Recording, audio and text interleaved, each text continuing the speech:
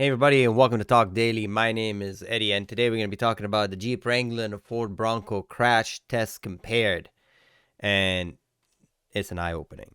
This article is courtesy of Car and Driver and written by Mr. Lucas Bell. It's a very sombering video. I'll play the video for you guys in a second, but it basically talks about the obviously, if you're not aware, there's a rivalry between Ford Bronco and Jeep Wrangler owners and which one is the best off-roader. But we all know that these vehicles are mainly used to driven on the street and on the street accelerating at, I don't know, speed 40, 50, 60, etc. miles per hour. So using these as a sedan, they're just really off the ground sedans. And if you're not aware of the National Transportation Highway, I mean, the rules for making an SUV and a truck are a little bit different than for the car. So you can get away with certain manufacturing design and still being fit for the road. You can tell I'm biased a little bit toward the car than I am toward trucks when it comes down to high speed.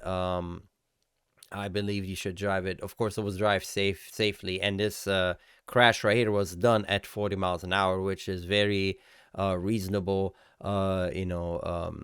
Speed. We're looking at an average road freeway. 40 miles an hour is not something that's very fast. We're not talking about like 60, 70. And remember, everything is exponential. So when you're looking at that speed, the difference between 40 and 50 is different than 30 and 40, so et cetera, et cetera. The higher speed, the more energy you're carrying. So I'm just gonna play it the first second. Again, this YouTube is available. This video, I'll put the description of everything below for you guys to see it. I'm just gonna play it for now. Just watch it.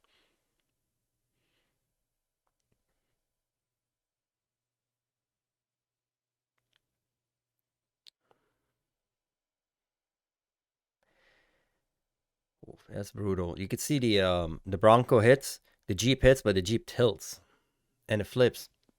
Man, it's hard to watch. I mean, if you're in this vehicle, you are going to trauma care. I mean, this is a very violent accident. And again, these cars are, look at the inside of it. You can see the airbag deployed, did its job. No side curtain airbag over here for some reason. Oh, there is. We just didn't see it.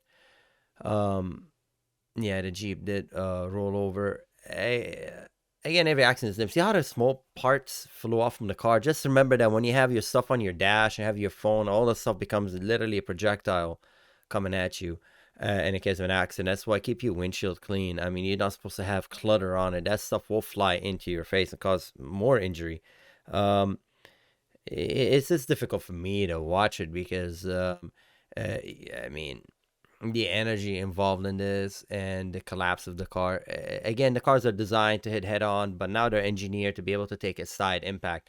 No car looks pretty when it gets a crash like this. You can watch it. There's a lot of videos on YouTube and you can watch those accidents. I encourage if you own one of those cars to see it.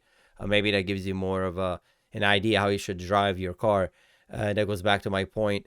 If you're driving a high performance car and it's capable of doing those maneuvers as a comparison to vehicles are not capable of those maneuvers, because this represents you hitting a light pole, hitting another vehicle on the road, like T-bone accident, what we call a T-bone accident, or maybe hitting a stationary object from the driver's side only.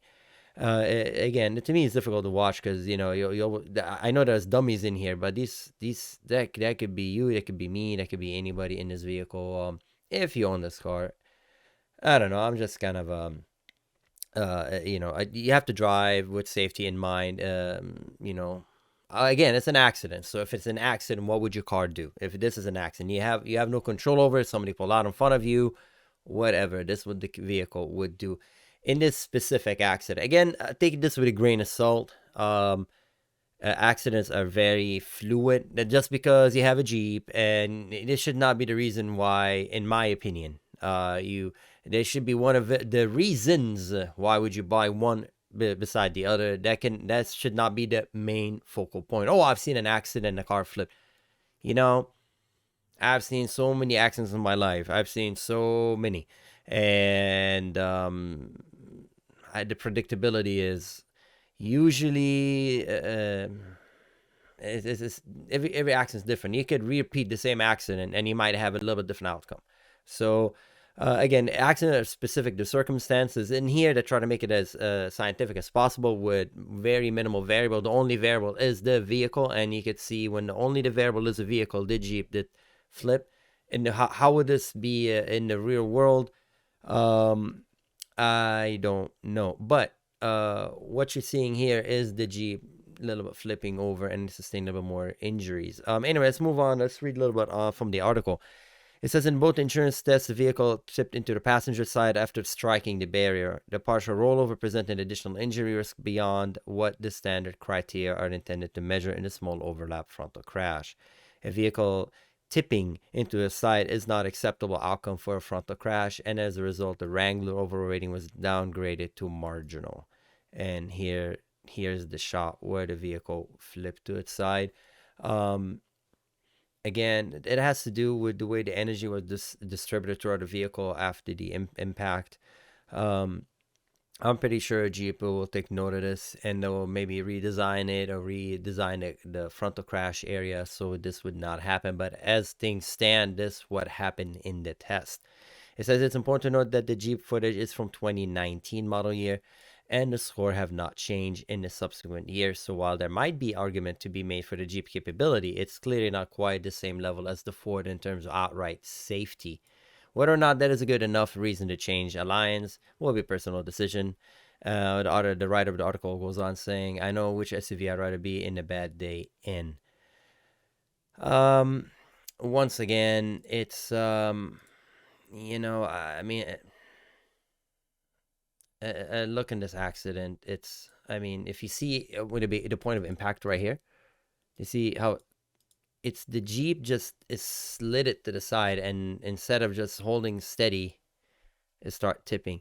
It's just a very violent accident. I am not even sure that even this driver, compared to the injuries between this driver and this driver, are the severity. I'm not a doctor, but it just looks like a very serious accident. Regardless, both of them are not having a good day.